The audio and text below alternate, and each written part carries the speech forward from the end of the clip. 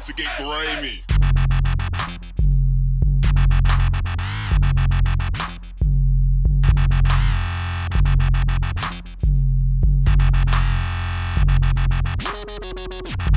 Hello and welcome to Spectrum Vida podcast. This is a podcast kind of centered on life, entertainment, sports, all that good stuff, right? Yeah, anything that's entertaining. Entertaining. We find entertaining. I hope you find entertaining as well. My name is Alex Mares.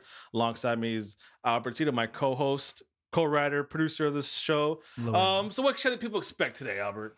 We're going to talk a little bit about wrestling. Because we're wrestling fans. Yeah, and we're going to talk about a little bit about TV shows. TV shows? Not so much movies this time around, but I think we are going to talk about more movies. Well, I do have one movie topic I want to talk about. Oh, okay. Not a movie that's kind of movie news. Yeah, so just entertaining overall. We're not going to talk about the Grammys, though. Let's not talk about it. I didn't even watch the Grammys. Good, so there you go. I would be completely lost on that one. So, personally, I'm always a big stickler for I like kind of like weird news stories. Yeah. I think it'd be a good icebreaker for the show to start it off. Just keep in mind that it has to be PG. This is a PG show. We're not in the attitude era here. Well, this is a little PG-13 show. Okay. So it's reports out of Florida saying that the first ever penis reduction surgery. Reduction surgery. A teenage boy, 17-year-olds in Florida, giving a 17-year-old boy what we call the world's penis is so big. the world's first penis reduction surgery. Let me read this first. The teen came to doctors complaining about. I better hear like a ridiculous number like 36. Let me 40. I mean, they better be like my leg. Let me read it. Let me read it. Okay. The teen came to doctors complaining that of a penis too large for intercourse, according to an article, the Journal of Sexual Medicine. I find that hard to believe. He was also unable to play sports or even wear clothing without his phallus showing through the fabric. Turn the back. No, the penis was 7 inches long and it had a how much? 7 inches long and had a circumference. Okay, it's not. Like most women say it's not length. It's not length, it's girth, bro. Okay, I'm gonna get to that part here. Okay.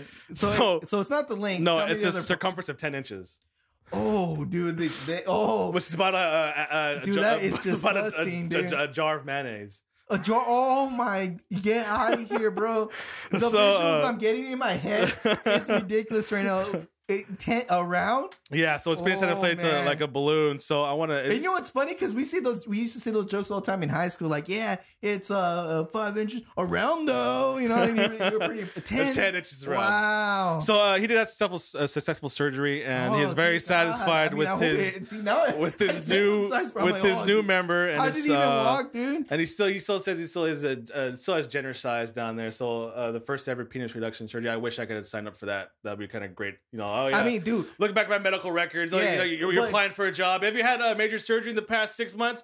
Oh yeah, I had a penis reduction surgery. So I think I'm pretty good right here. You get out there, you tell your friends, you know, like that's at a hospital. I had my penis reduced. So I thought that was a little nice story to start off the show. But so what do you got, Albert? So we're sorry.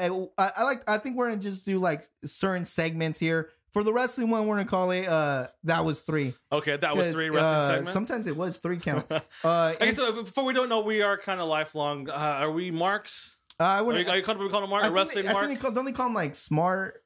But keep in mind, we read the dirt sheets. Yeah, but keep in mind we're in the reality era, so technically there is no more marks. Okay, technically there's no more marks, but I see marks all the time. Growing up, I was a mark. So go ahead. Dang, I can't believe you admit it. No, I would say this, and then for the record, I mean, you guys can go and contact my brothers, my siblings. For the record, I had never ever marked out to Hulk Hogan, and I pride myself in that because I didn't eat that up. I was like, eat your vitamins, cereal pills. I'm like, dude, please, bro. I guess, please, bro. You mean hit the gym? That's what you should be telling me. I guess to sum up Albert and I's fandom, we once did a 7-hour road trip to San Jose to just have Bret Hart sign his autobiography. So that's kind of just should sum up. Until this day, I think it's one of the greatest moments of my life. So our wrestling fandom, like in a nutshell, we drove 7 hours and slept in the same hotel room just to see. And there's a funny story to that, but maybe in a later episode we can talk about. What do you got? Genetti. But anyways, so. I want to start off with some questions, maybe some of the headlines. Oddly enough, I don't want to talk about WWE at all. I do want to do a little quick note on Lucha Libre. Alberto Del Rio did do his debut. Lucha Underground? I love Lucha Underground. Sorry, Lucha Underground. And Alberto Del Rio made his debut. Fantastic. Joel, I know you're not a wrestling fan, but you need to see Lucha Underground because that is on the El Rey Network. Robert Rodriguez. It's a Robert Rodriguez production. He doesn't direct or anything like that, but I'm telling you, it's gold because it's like cinematic mixed in with wrestling. and you can appreciate just the cinematics of it. And it's worth watching. I think too. Wasn't he surprised about how much? Like is it the highest rated show on his network? Yeah, right? and he really, I really didn't think he knew what he was going to get into. Yeah, maybe he thought Dusk Till Dawn was it was going to be his number one hit than it was. Yeah, but I just wanted to mention that wasn't really a category. Okay, but I do want to go into was the NXT matches. One question, NXT Finn Balor. He won the first contenders match. NXT Rivals happened last Wednesday, right? The NXT Takeover 2-hour special they had on the WWE Network. And they had the finals. Finn Balor was versus what's his name? Adrian Neville. And Finn Balor won. Do you think Finn Balor should just get the NXT belt next, even though we already had a quick belt change?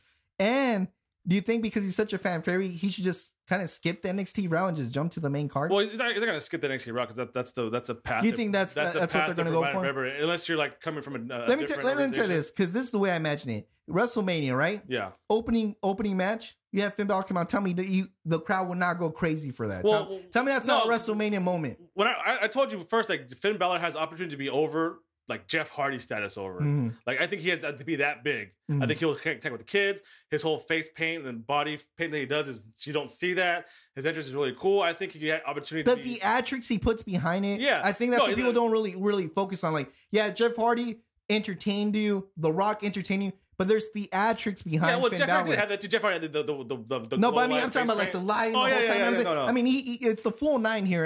No, I think if he stays healthy, Finn Balor, he can't be as over as Jeff Hardy is. So. But I'm just saying, I just wish they would not do this NXT route, and I just want them to throw them out there. They're going to. They want to train them how to wrestle. I mean, there's gold there. I mean, like lightning is striking, and we need to catch it in the bottle. No, I mean, sorry. I see every single time I see Finn Balor, I see money signs. You gotta wait. That's what I see. Plus, he also keeps people to connect to the W Network. You want to see Finn Balor, you gotta subscribe to the network. You can't watch them on Raw or SmackDown. And then sticking to NXT, keep in mind, I'm not gonna talk about anything about WWE because no Raw, SmackDown, no John Cena. I don't even care that Sting came out. Sorry, Steven. Sting did accept, and he is gonna come out in the next pay-per-view. But I don't want to talk about it. But they did have a cool little LED system set up around the ring, which I never really saw that before. And I just want, do you think they should actually put that in the main show? That LED thing? Does it like go off like when there's a slam? And then well, that's what I was going to bring up. The women's match, one of them got slammed on it and it turned off, but they had it go back on and it was running perfectly 5 minutes later. Beyond lighting, right? Don't they still those TV panels that have the light in the background? Yeah, but see, sets the mood more. My whole thing about wrestling is I do think as far as visually, it should always advance. And I like the LED thing because it kind of gives us more of a futuristic feel to it rather than just having an apron there with a nice graphic. I love it. I really think that they should I think they should introduce it at WrestleMania and then stick with it. Ambient lighting, theater lighting. So what else you got? I know. I hope I don't come out as being sexist, but I really don't care about the women's division. But then why you bring it up for?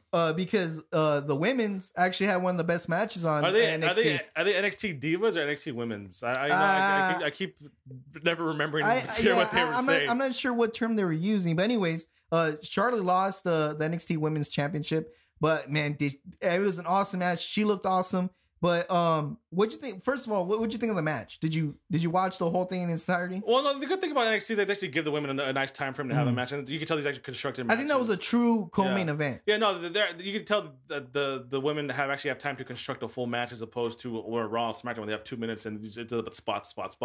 So as far as like I think the NXT wrestlers are better than the Divas rosters, so I think it was a good match. I think hers and Natalya had a pretty good match. Charlotte, early, and they had an angle that was WrestleMania angle, which was Bret Hart in her corner and Ric Flair in her corner. I mean, if what I'm watching NXT is a sign of things to come, then I'm more for it. So, do you think she should just make the jump straight up too? Charlotte? Yeah, I mean she's been in NXT for a while. I think she should. Yeah, I think she should. But that does play a question because she doesn't technically have the diva look. You know, she's not the supermodel type that you see right now. Well, she's tall and athletic on Raw, but you know what they're looking for. Yeah, well, I think hopefully now it doesn't change. So you think it doesn't matter? No, because I think nowadays I think there's enough proof for you see that now athleticism is sexy now, so a woman could be fit and That's true. I'm not gonna lie, when curvy, I see those athletic women, fit is sexy. So yeah. I did want to talk about a headline, so I guess I am going to talk about that. Okay.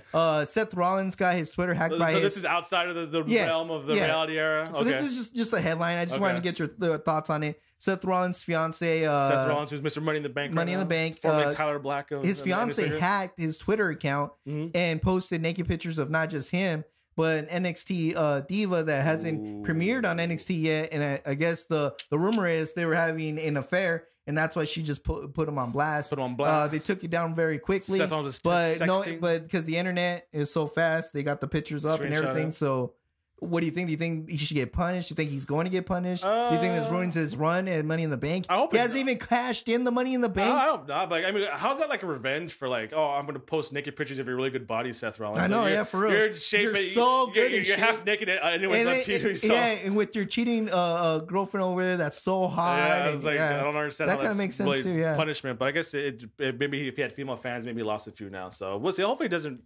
I mean, I'm just still. My biggest thing is that he has the Money in the Bank. I don't think he cares about but I mean, like, but WrestleMania is around the corner. He still hasn't cashed in. Yeah, but he's still a man. Dude, no, not like, man. I don't care. I think the career matters more right here than the actual relationship. Depends, I guess. So. And then I do have a last segment, and I think we're always gonna do this last segment. Okay. I'm gonna call it "Feed the Trolls." Okay. This is still wrestling connected. Yeah. It's still wrestling connected because there's a lot of trolls out there. And I know wrestling trolls. You know, are you trying to make fans, or are you just trying to people? I'm just trying to say haters gonna hate. Am I right, Joel? All right. You know what I'm saying? So this is for all the trolls out there, right? Does Kevin Steen deserve that NXT belt? And did he win it a little bit too fast? And then on top of that, do you think Kevin Owens and El Generico are playing WWE?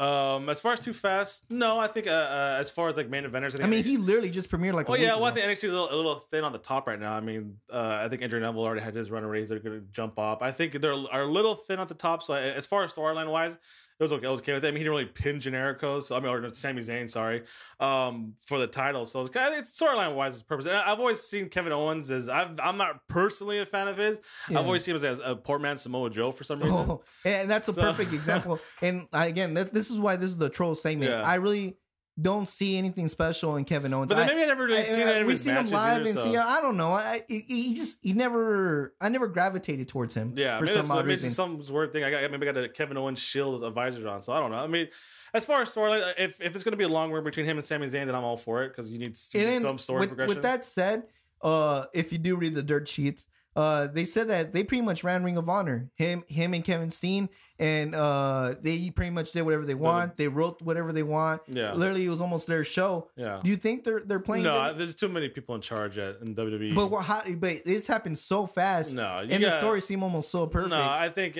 if anything, maybe Triple H likes them. Maybe it's a brand new shiny toy. Because you remember even when Vince McMahon got new guys. Back in the day, the brand new shiny toy, they give him a big push. You just want to play with them? Yeah, they give him a big push, and then he gets bored with them, and they kind of get... I'm not saying it's happening to Kevin Owens, but I think it's just a new guy. They're excited to push him, so I don't think they're playing. It's too many politics. You can't... This is a WCW, man. You can't just, take charge like that. Sorry, Steven. But, yeah. He lost the war. But with that said... take a quick little break. Come back and talk what? You know what? Talk about TV spoilers. I hate TV spoilers. You got like The Walking Dead coming back, Better Call Saul just debuted, and you can't Monday morning you can't wake up without seeing spoilers everywhere. So we'll talk about that. So stick around. Time to get grimy.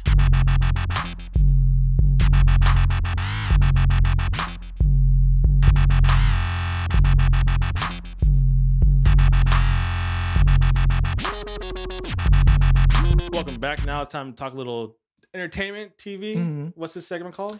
This segment we're gonna call now "Waiting for Coffee." And let me give you a backstory here, because everyone, when they want to talk, they go to the water cooler, right? Yeah. But see, when I think about it, anybody can go and drink water, but that's not. I hope so, right? Yeah. The whole foundation of life is water. It takes a certain artist to wait for his coffee, right? Okay. And that's why I'm gonna count this segment "Waiting for Coffee" because we're essentially waiting for the coffee to brew. No, is this a French press or just a regular coffee? I mean, it could be as fancy as you want, but we're waiting for the coffee to brew, and so we're just gonna talk about more like TVs, movies, stuff like that. Okay. And so what I want to bring up is TV first. I think You Better Call Saul premiered. Better Call Saul, which was amazing. I did see that one. I was not spoiled. I unfortunately did not seen it, but I am a master of dodging spoilers. Okay. I mean, I got like a formula which I will not reveal because that's my formula. Okay. So I avoid some Facebook stuff, Twitter stuff. I will never get. Well, that's kind of my thing. I think a thing room for. So I still haven't seen it. I TiVo'd the 2 episodes. I'm gonna watch them actually today after this show. Yeah. So it's all you right now. I think like for spoilers, if you are trying to avoid spoilers and go on social media, that's your fault. Yeah, like, that's I agree. Social media is fair game, but like I should be able to open my web browser and have my homepage have Yahoo and then have the spoilers from last night's Walking Dead right in front of my face. That's true. And that's like, how's that fair for me? But see, this is why I use Google, because you know what happens when you open up Google? That's my fault. That's my fault for using Yahoo. So it doesn't tell you anything else. And Yahoo has these articles now where they kind of just like they show a movie trailer and then there's a paragraph where it describes the movie trailer you just saw. So that is kind of Yahoo's. Even TMC be giving out some spoilers. You need to watch out where you go. I just hate spoilers. I mean, but like, will you tell me your secret after the show off the air? I'll give you the formula. It's almost like the distance formula. It'll work. Yeah. So like you recorded 2 episodes of Better Call Saul. So you're kind of a binge watcher. You like? Yeah. No. Well, the thing is, I'm a big guy. You are a big guy. I like to make surround myself around like Walking Dead was Sunday. I mean, I understand You Better Call Saul is a big thing, whatever. But Walking Dead is my day for Sunday. Yeah. So that's what the whole world revolves around. Okay. And I just wanted to concentrate on Walking Dead. I didn't want to concentrate on anything else. And that's why I missed it. Okay. And well, even though Better Call Saul premiered right after The Walking Dead, it still couldn't. Your little brain couldn't fit that extra hour of television. This is why it's called waiting for coffee. I gotta let it digest. I need to sit back. What did I see? Did I really get everything I wanted to see? Do I have to rewatch just one more time? Yeah. So. But with that said, what'd you think of You Better Call Saul? It was perfect. As the first episode was like magic in a bottle. Vince Gilligan directed it. It was just. For you, if you're like a film major or like you just appreciate the artwork that goes into making the film, like besides the acting and like the obvious stuff, the cinematics of it, it's top notch, perfect. The second episode was completely different pace and completely insane. So if hopefully it pans out to be a great TV show. And if we're ranking it by sugar packets, which we are. We're doing it out of 5 sugar packets, right? Obviously, are we doing raw sugar in the raw? We do raw sugar. We don't do that synthetic stuff here. Cool. So if we're doing 5 sugars is really sweet. Okay. What would you rank You Better Call Saul out of 5 sugar packets? I give it 5 out of 5. 5 out of 5? Yeah, that could be a little bit of fandom in me, but hey, it's good stuff. So we'll keep on that. What about the first season of Walking Dead? The first episode? That's which I did see. Yeah. I thought it was awesome. It was one of the best directed ones I've seen. I mean, they had a very interesting cut. It was interesting to show that they gave you little pieces in the beginning, and then they kind of linked them during the thing, and then it all made sense. It was almost like Quentin Tarantino movie where you're like, dude, what just happened? But then you're like, okay, I know what just happened. So I thought it was very well directed. I thought it was a good thing. Well, the thing I did like was not only did they make the characters suffer, they made the audience suffer with him because you're like, dude, just kill him already. And then while you're watching the show, he's like, dude, I just want to die. And so it's like, kill me. It was a beautiful. I thought it was a beautiful connection that. Well, the dialogue sounded great. I wanted him to die, and he wanted to die. The dialogue sounded perfect. I'm dying. I'll kill you. Just kill me. Trust me, perfect dialogue right there. It's perfect. But if I'm gonna rank it and throw the sugars out there, I'm gonna have to give it 4.5. Okay. It almost got that 5, but I just need just a little bit more. Can you give me a sugar packet rating for an idea? Or for a news like that you kind of like? Because the biggest news out of the movie industry this week was that Marvel and Sony are that Spider-Man for Spider-Man. So are you anticipating that kind of being a high sugar packet for you? I know you're Spider-Man. You and Steven are excited. Yeah, actually, you're Spider-Man it's pretty funny. When we were like 8 or something, we had a Spider-Man club where we would go and collect like these 2 members only. Right? Yeah, it was a club, but it was just me and Steven, our sound engineer. And we basically started off with just getting Spider-Man cards. And it was funny because the way it worked was Steven had like 3 Spider-Man cards. I had like 4 Spider-Man cards. So we fused them together. Were you president and he's vice president? Yeah, and so we fused them together, and then we had like 9 Spider-Man cards. I think your math is off. And then I think he was able to get like a Spider-Man comic, and then later on I got one, and then we shared it. And so that was pretty much our club. But we're big Spider-Man fans, though, and I'm not excited at all. I really no am not. Sugar packets sugar-free announcement. I wanted Marvel to control it all. Sony's gonna have some play into it. I don't know. I don't know. Yeah, from what I heard, they want Spider-Man to be a they got to relaunch him again, right? Yeah, no. So we're gonna get a third relaunch. Yeah, I'm gonna give it 2 sugar packets because just for the excitement. Yeah, I'd rather drink this one straight. So yeah, that is it for this week. Hopefully you guys enjoyed it. We'll keep doing this weekly basis. If you have any ideas we'll talk about, just comment below. And that is it, right? Yeah. Thanks everybody for listening. Yeah. We got, again, same engineers. We got Steven Roswell, Roswell Records. That's why it sounds so good. And we got our engineer there, Joe Barragon. So thanks everybody for listening. Hashtag Joel Barragon, right? Yeah, I think that's what you want to do. My name will be trending. Time to get grimy.